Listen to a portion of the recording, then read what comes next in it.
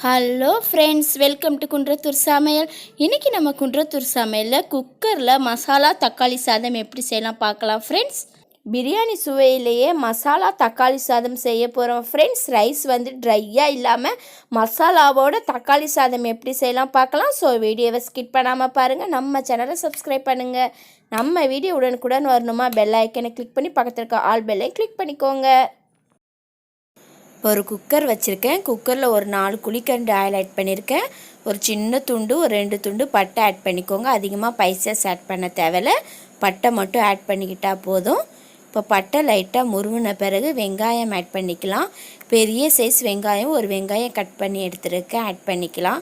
வெங்காயம் வந்து நல்லா வதங்கி வரணும், மிக்ஸ் பண்ணிக்கலாம். இப்போ வெங்காயம் நல்லா வதங்கட்டும்.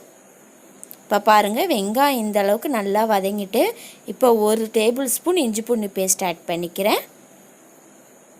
இஞ்சி பூண்டு நல்லா வதக்கிக்கலாம். அந்த எண்ணெயிலே நல்லா வதக்கிக்கோங்க.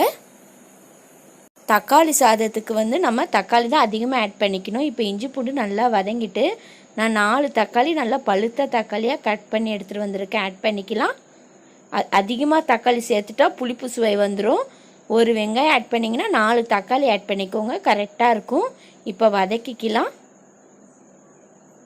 சிம்பிள் தக்காளி சாதம் ஃப்ரெண்ட்ஸ், ஆனால் பிரியாணி சுவையில் டேஸ்ட்டாக இருக்கும். இப்போ கல்லுப்பு 1 டேபிள் ஸ்பூன் ஆட் பண்ணிக்கிறேன். நம்ம ரைஸுக்கு, கிரேவிக்கு எல்லாத்துக்குமே சேர்த்து கல்லுப்பு ஆட் பண்ணிக்கிறோம், கரெக்டாக இருக்கும். இப்போ மஞ்சத்தூள் ஒரு 1/2 ஸ்பூன் ஆட் பண்ணிக்கலாம். காரத்துக்கு மிளகாத்தூள் ஆட் பண்ணிக்கலாம்.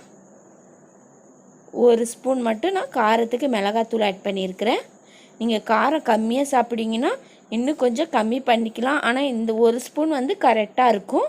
இப்போ நல்லா மிக்ஸ் பண்ணிக்கலாம். நல்லா வதங்கி வரணும், அப்போ தான் நல்லா டேஸ்ட்டாக இருக்கும். மசாலா வந்து இந்த அளவுக்கு நல்லா வதங்கி வந்துட்டு பாருங்கள். இப்போ வந்து 1 டம்ளருக்கு 2 டம்ளர் பாஸ்மதி ரைஸ் நல்லா ஒரு 1/2 அன் ஹவர் ஊற வச்சுருக்கேன் ஃப்ரெண்ட்ஸ். நான் வந்து பாஸ்மதி ரைஸ் எடுத்திருக்கேன். நீங்கள் எந்த ரைஸாக இருந்தாலும் பரவாயில்ல எடுத்துக்கலாம். இப்போ தண்ணி இல்லாமல் நம்ம ஆட் பண்ணிக்கலாம், ஏன்னா நம்ம ஒரு 2 நிமிஷம் நல்லா வதக்கிக்கணும். கொஞ்சம் பொடியாக நறுக்குன்னா கொத்தமல்லியும் ஆட் பண்ணிக்கலாம். நல்லா அந்த கிரேவியோடு நம்ம அரிசியும் சேர்த்து 1 நிமிஷத்துலேருந்து 2 நிமிஷம் நல்லா வதக்கி எடுத்துக்கோங்க. அப்போ தான் டேஸ்ட் வந்து செமையாக இருக்கும். நல்லா மசாலாவோட தக்காளி சாதம் சாப்பிடும்போது செமையாக இருக்கும் ஃப்ரெண்ட்ஸ். இப்போ மிக்ஸ் பண்ணிட்டோம் பாருங்கள். இப்போ நம்ம தண்ணி ஆட் பண்ணிக்கலாம். இந்த மாதிரி மிக்ஸ் பண்ணிக்கோங்க. இப்போ நான் தண்ணி ஆட் பண்ணியிருக்கேன். 2 டம்ளர் வந்து நம்ம ரைஸ் எடுத்துருக்கோம். இந்த 2 டம்ளருக்கு வந்து நம்ம 3 டம்ளர் தண்ணி ஆட் பண்ணிக்கலாம். அதிகமாக தண்ணி ஆட் பண்ணால் குழஞ்ச மாதிரி ஆகிடும். 3 டம்ளர் நீங்கள் தண்ணி ஆட் பண்ணோன்னா நம்மளுக்கு கரெக்டாக இருக்கும். அப்போ தான் ரைஸ் குழையாமல் மசாலாவோட ரைஸ் இருக்கும் ஃப்ரெண்ட்ஸ். தக்காளி சாதம் மசாலாவோடு சாப்பிடும்போது இன்னும் டேஸ்ட்டு செமையாக இருக்கும். நீங்கள் காலையில் டிஃபன் பாக்ஸ் கட்டிட்டு போகிறீங்கன்னா டிஃபன் பாக்ஸில் சாதம் வந்து ட்ரையாக இருக்காது ஃப்ரெண்ட்ஸ். மசாலாவோடு சாப்பிடும்போது இன்னும் டேஸ்ட்டாக இருக்கும்.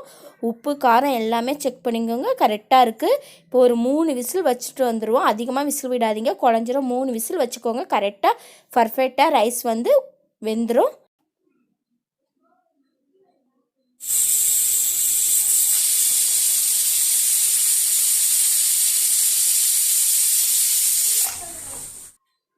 இப்போ பாருங்கள், 3 விசில் அடிச்சுட்டு நான் ப்ரெஷர் போன பிறகு ஓப்பன் பண்ணிட்டேன்.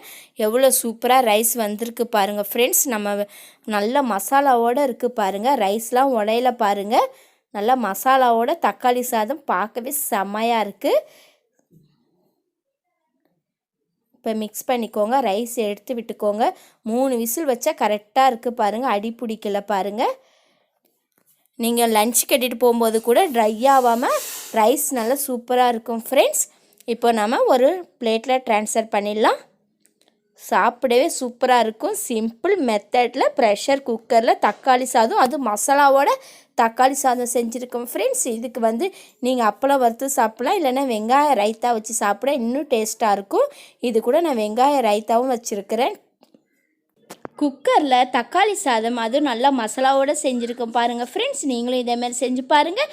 நீங்கள் செஞ்சு பார்த்துட்டு உங்கள் ஃபீட்பேக் எது இருந்தாலும் கீழே கமெண்ட்டில் சொல்லுங்கள்.